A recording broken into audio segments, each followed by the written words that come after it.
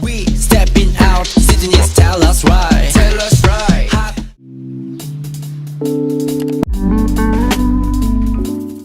Hello guys, welcome back to my channel. I'm Princess Anvi Arganosa from Tanmasikap, and today we're going to learn about disassembly and assembly of computer system.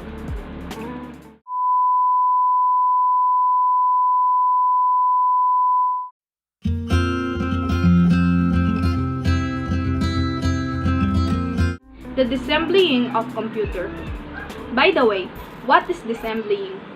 Disassembling means parting the different components of a computer from the system unit. To perform disassembling, the task goes like unplugging, unscrewing, and then lifting the adapters, drives, and other components.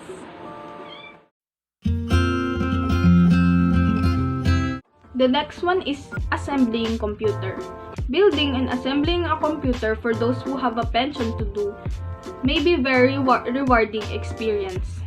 Building or assembling a desktop PC is a viable option for many people and brings significant benefits such as learning about computer components and how they fit and work together. And the second one is understanding the internal and hardware workings for a computer.